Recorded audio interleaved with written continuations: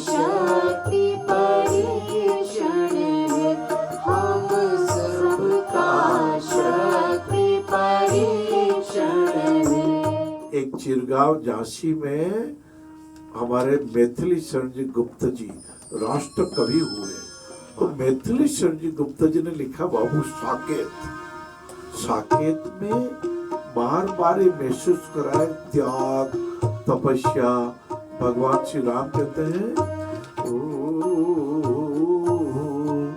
भैया भरत अयोग्य नहीं, राज्य राम का भोग्य नहीं, फिर भी वह अपना ही है, यो तो सब सपना ही है, यो तो सब सपना ही है। ये दो पंक्ति हृदय को बहुत प्रभावित करती है। फिर भी वह अपना है। अरे छोटे भाई ने कुछ कह दिया, अरे समझा देंगे। अरे उसने ऐसे भावनाओं कह दिया होगा भैया, आजकल दुनियादारी में जरा संग कुसंग बहुत हो गया, समझा देंगे। अपना है ना, पराया नहीं है।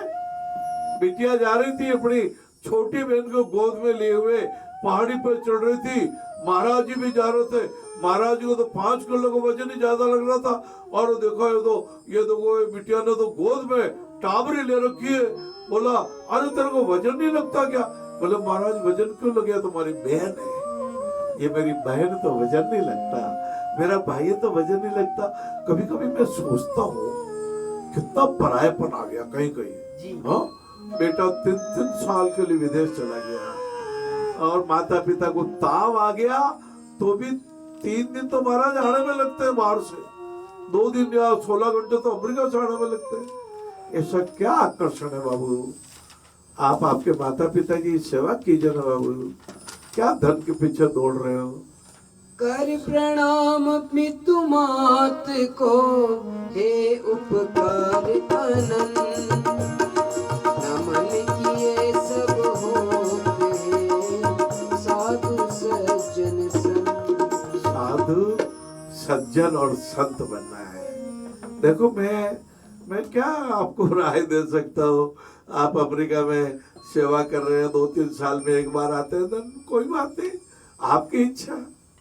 मैंने तो अभी हमारे एक बड़े महानगर में एक डॉक्टर साहब अमेरिका का सब कुछ छोड़ के आ गए थे।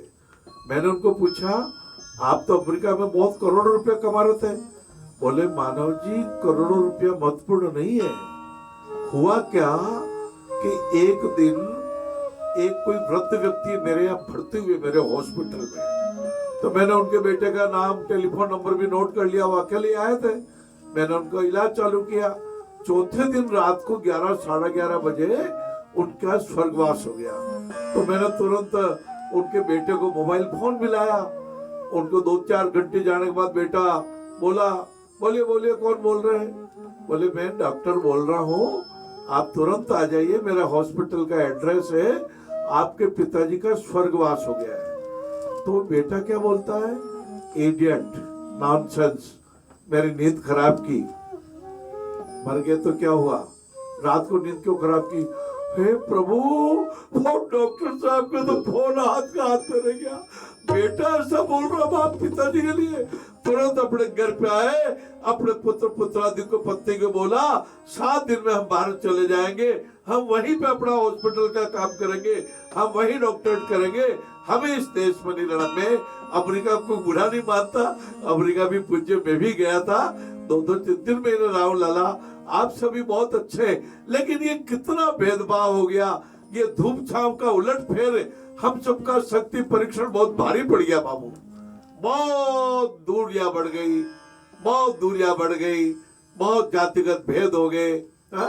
ये गरीब अमीर के बहुत भेद हो गए। बेचारे गरीब आदमी को पूछता नहीं लाला, अरे वो भी तो भगवान का है बाबू, उसमें भी तो भगवान जी देखो नारायण सेवा का दर्शन ही यही है। हम कितना कोऑपरेशन कर पाते हैं? विश्व में तो बहुत विकलांग है, हम तो समुद्र में से एक बूंद का काम कर रहे हैं बाबू। हाँ, हजारों मछलियां ज्वार भाटे से बाहर आ गई, कुछ मछलियों को बचा रहे हैं, जितना हो सके उतना कर रहे बाबू।